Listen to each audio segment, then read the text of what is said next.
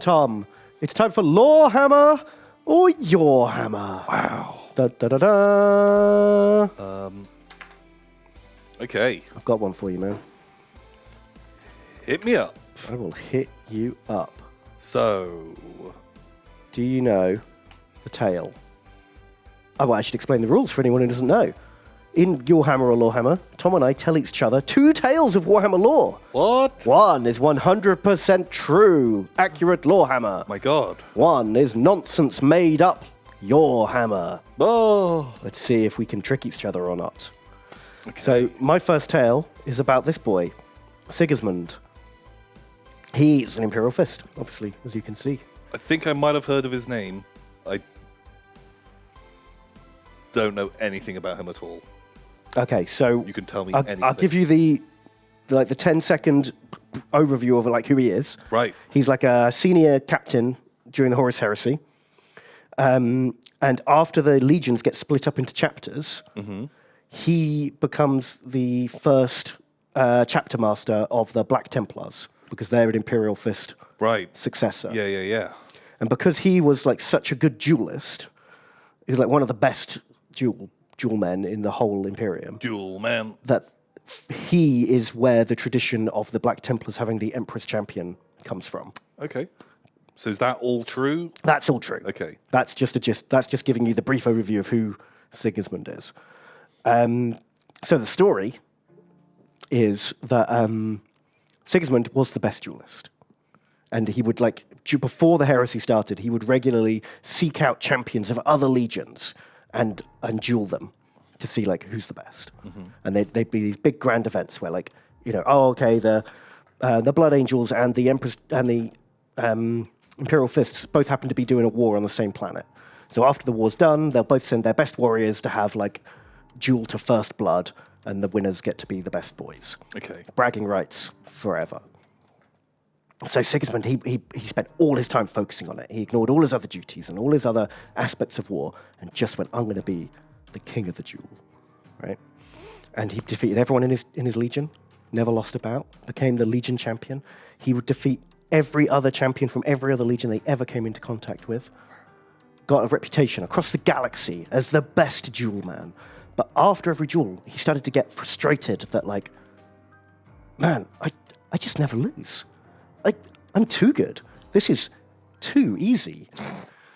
So after he won a lot of them, he decided to start handicapping himself to keep it interesting and to force him to keep training because he was getting lax. He was like, I don't need to train. I'm clearly better than everyone else. But no, must focus on my duty to the Emperor. So he started programming his power armor to be less responsive and more sluggish and add extra weight to his arms and legs to see if he could still win a duel with operating at 90% of his strength and speed. And then he kept winning. Didn't lose a duel. So he decided after every win, he'd crank it up a bit more. Okay. And a bit more and a bit more. And he started lowering the resolution on his Okay, on his sure. auto Yeah. senses and stuff like that. But not only did he keep winning, but he was winning more by a larger margin, so he cranked up these handicaps even more. Then after the Horus Heresy broke out, everyone who knew him was like, this is serious now. This is Yeah, stop fucking stop around. fucking around. But he wouldn't. He refused to. And he'd go into battle with his handicap systems engaged to force him to be better and try harder. Up to the point where there was a massive battle, and it ended up with Rogel Dawn fighting Demon Fulgrim. He was in full snake mode. Yeah. And eventually, at the end of the battle, Rogel Dawn was completely surrounded by Fulgrim and his whatever Fulgrim's personal best boys are. The fuck boys. The fuck boys, yeah. He was getting gangbanged from all sides by the fuck boys. And so Sigismund looks over and is he's battling his own battle. He's I've got to protect my Primarch. So he gets over there and he starts fighting, but he's not getting there in time. It looks like Rogel Dawn's in real fucking trouble. So he presses the button or does the voice command or whatever it is to turn off all his limiting systems so he cannot fight at full power. And suddenly he's insanely good. You know, he's moving 3 times as fast. He's so much stronger. He's spinning around. He's like a guy in Dynasty Warriors. Okay, yeah. And all of Fulgrim's guys are just like the fucking chump, the chump spearmen. Okay, yeah. And he bounces around and he saves the day, and then they get back. And after the battle, Rogaldorn's like, well, thank you for saving me, but I told you to stop fucking using those limiters. Yeah. If you use them again, I will kill you. Wow. Like, stop fucking around. Holy shit. So Sigismund goes back to like his private armory and he's like, okay, I guess I've learnt my lesson. I'm going to disable all of these handicap systems. But when he goes to examine his armor, he finds out they were never disabled at all, Tom. Oh my god. He's just the fucking best. Oh my god. And he defeated Fulgrim's fuckboys while operating at like fucking 50% ability. Wow. Wow. What a tale. It turned out. The power within was was within inside him all along. Like halfway through that story, I was already thinking like maybe it turned out that these things were always on or were never on. Like I fucking felt like I knew exactly where that was going, and I don't know if that's just because You thought, how's this going to end badly? yeah, where the fuck is this going? I felt like I could see that one coming. Yeah. But I wasn't sure if it would actually go there, but then it did. Okay, so yeah, what is tale number 2, Ben? Oh. Because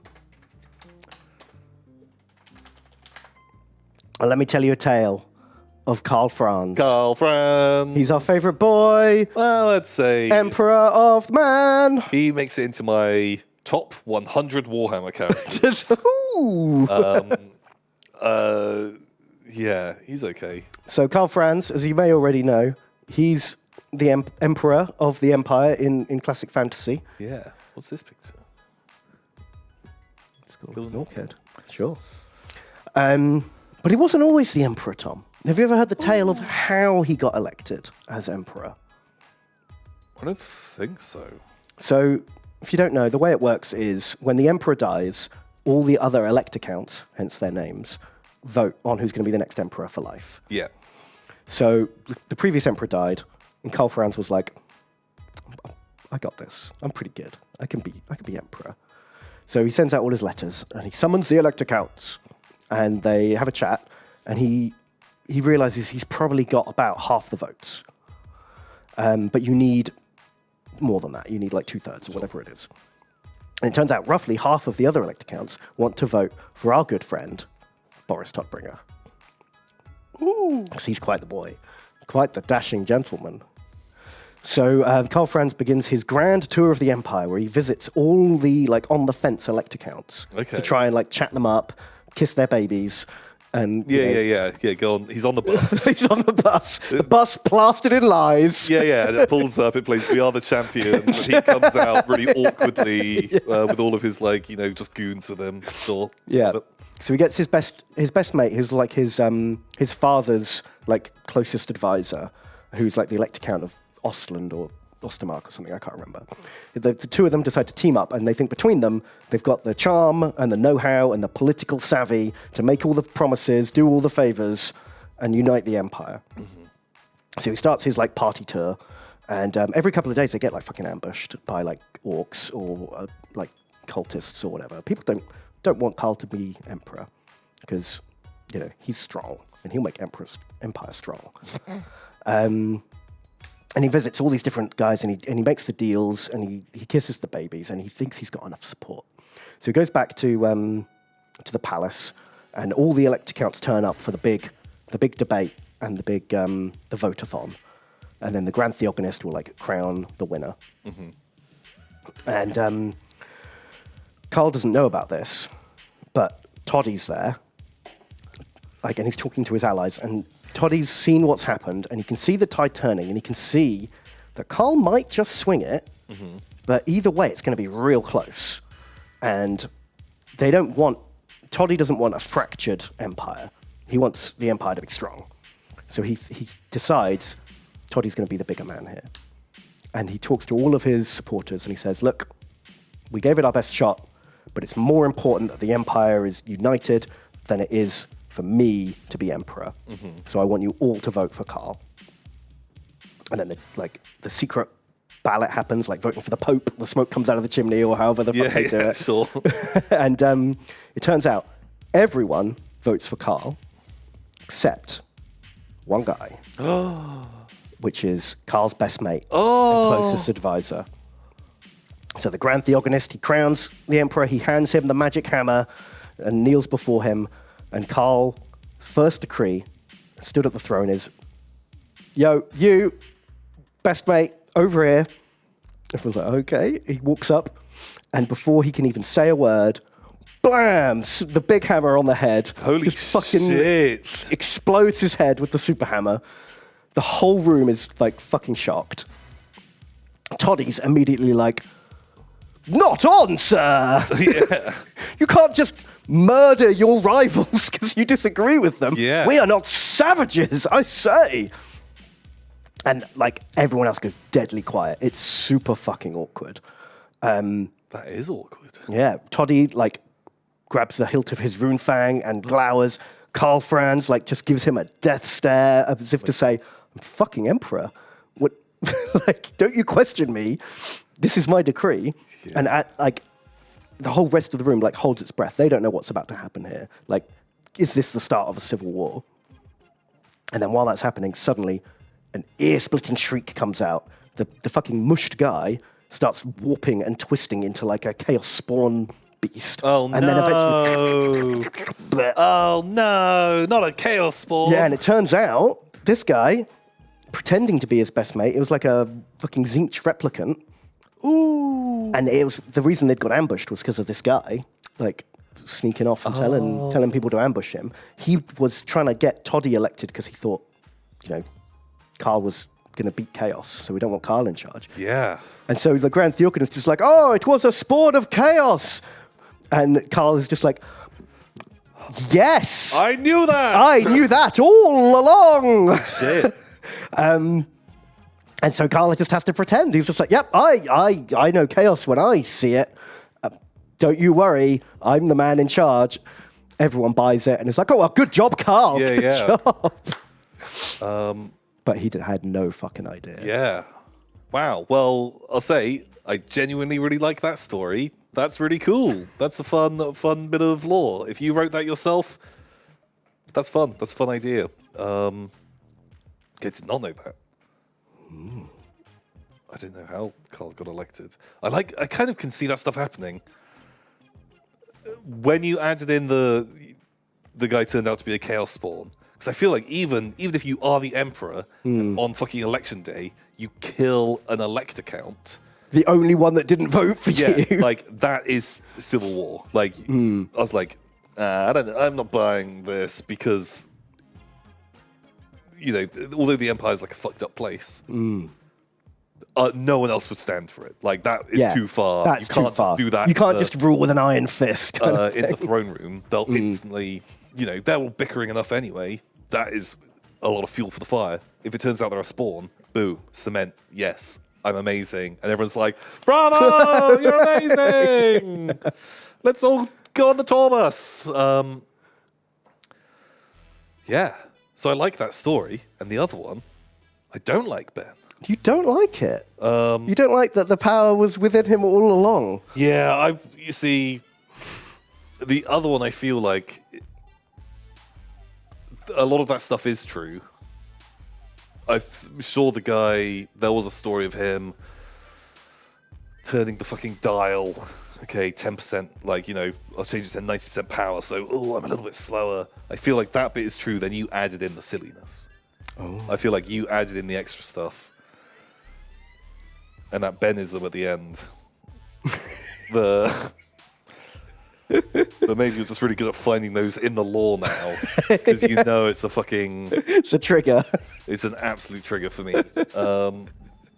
I love just telling you these stories and then adding the cringe twist at the end that I know you'll hate. The thing, just the little saying, the like twee little moment at the end and just like, no, please, not like this. But yeah, I didn't know anything about Sigismund, really. I think, like, the stuff with him I think a lot of it would be true, but I think the stuff about him being like, oh, it turns out it was always on, or it wasn't on, or whatever, I hate it. So I'm gonna say I like the Karl Franz one. I think that's genuinely like a really fun story. Like, it makes sense. I don't know anything about his coronation at all. So I'm saying that is true, and Sigismund, I hate that story, and it should disappear. Well, I've got to stop making up stories I know you'll hate, because you never pick them. You're right. You're exactly right. Oh, Yeah. okay. Well, you weren't exactly right. The Sigismund thing is all bullshit. It wasn't based on anything at all. He is a good duelist. Right. That's the only part that's true. But I just thought, I don't know why I keep thinking I'll just make a story Tom fucking hates, and they'll stick all these elements in, and then he'll think it must be true because he hates it so much. Yeah, I think for a while that did work, but then... But now you stop picking them because you don't want them to be true. Also, yeah, now have my own loose way of playing this game, which is I vote for the story that I like the most because I'd rather that be a thing. If one of them upsets me so much, oh shit! Like, I really thought that, like, okay, yeah, it's wrong, like, or that was going to be the true story. But I could at least be like, well, I voted for the cool one. Well, shit, man, I'd honestly never heard about any of that Total War stuff. And there was a tiny bit of me that was thinking, like, oh, maybe this is false. Because I'd read, like, a lot of the Toddy wiki and lore stuff, and none of that was in it at all. Like, yeah, it's because that's one of the reasons I thought you'd pick it, because I think you probably read about Karl and Toddy, and it's not on the wiki. I'd never read about Karl. So I thought, oh, Tom's going to think this isn't true because he's never heard of it. Right. It turns out it's a short story written by Black Library, but that was then exclusively given out by Total War Access.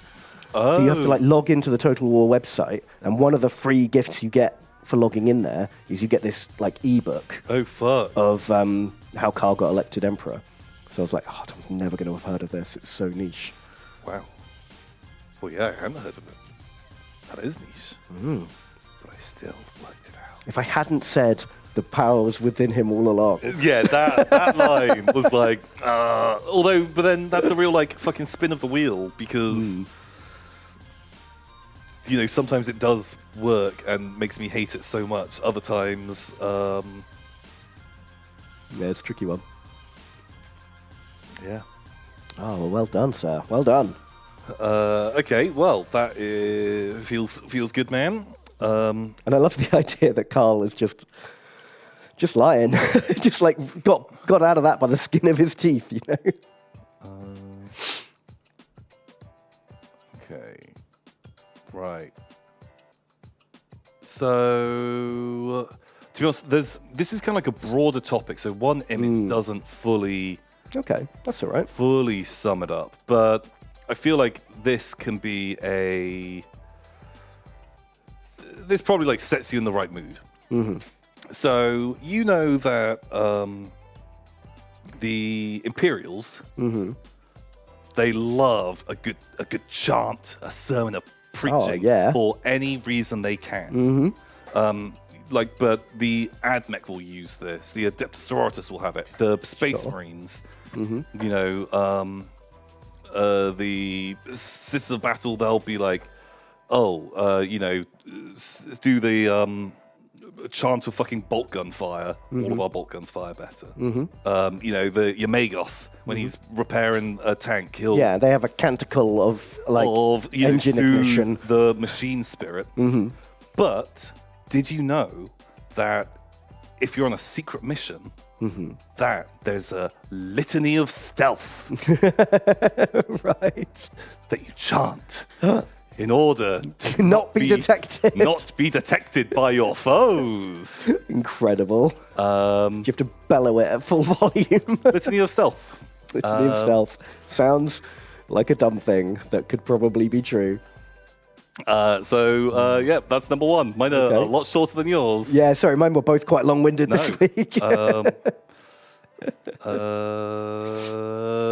okay. So, 40k Psyker, you can pick absolutely anyone that you want, any race in Warhammer 40,000 that uses psychic stuff. Sure. Does not matter, because they all have access to one psychic ability, Ooh, smite. which is Smite. They sure do. And depending on who casts it at you, did you know Smite makes you poop your pants? It makes you shit yourself, Ben. And is that why you die? Yeah, kind of. When you say depending on who casts it at you, are you thinking of one very specific psyker whose smite is a pants pooper? Or is it like just lots of them do it? So, So smite is the generic psychic power that everyone has access to, which is sometimes it can represent a million things. It can be like fucking Emperor's Lightning. It can be mind bullets. It can be like etheric fire. yeah, whatever your faction's flavor of generic lightning Thing bolt that does is. damage and kills people. Yeah. Yeah. Are you saying one of the faction's flavor of smite is a pants pooping? You're going to shit your pants. Because there could be. I mean, there's like an old Slanesh psychic power that makes you come to death. What? How did I not fucking find this? Did you not know that? No. Shit, I was going to use it, and then I thought, no, Tom's obviously heard of this one. I won't use it. Adam. Shit. Okay. Fuck. So there could very well be like some Nurgle psychic power that makes you shit your pants to death. But it depends, because I don't know how fast and loose you're playing it with the smite here. Because smite's only been a power since like 7th or 8th ed. So are you picking a 3rd ed power and then deciding, well, if this was in 40k now, it would be smite? No, this is This is a- 100% the spell Smite. Okay. Ooh. They could both be true. It's very hard to pick. Like, there's a litany for fucking everything. But you're being quite exact about this smite thing, so maybe that's the true one. I'm picking the pants pooping. Pants pooping. Pooping be true. Well, Ben. You're wrong! No! No. Yeah, couldn't find any real lore on Smite. But in my head was thinking like, made up my entire own canon that I feel could be pretty believable. Yeah, tell me. That you describe it as like just a generic entry of people cast it with like Eldritch Fire, whatever, or it'll make people like their muscles will spasm, or they'll lose control of all their muscles will slacken or something, which would then be able to interpret as pooping your pants. Right. And that was the logic. But the Litany of Stealth. do you remember? Oh, the uplifting primer. Yes. Of course, 'cause that's full of derpy shit. And so in the uplifting primer, it has the part of if you ever need to take out a sentry, make sure that you chant the Litany of Stealth, and then it has the Litany of Stealth, and it's nothing. Or is it Because blank? The Litany of Stealth is to shut the fuck up and stop them talking when they're sneaking up on people. Right. And it was like, this has been proven to work. And it was like, that is fucking amazing. The Litany of Stealth. I love it. Because it is so dumb and stupid. There's a lot of amazing stuff in that uplifting primer, though. Like, Yeah. there's loads. It's basically like this is the book all Imperial Guardsmen are given. Yeah. And it's just full of just lies. You know, it'll say like, "Oh, look at this Eldar. You don't need to be afraid of Eldar. They are fragile and pathetic." Yeah. And like, They will fall to your weapon. The lasgun, the strongest weapon manufactured by the Imperium. They also refer to the paradise world of Krieg in there and stuff like that. It's just stupid nonsense. Bam. nice. Oh, well done. Double wins for Tom today. double wins. Yeah. Real good. It's real goofy stuff. Check it out. Pow. Okay.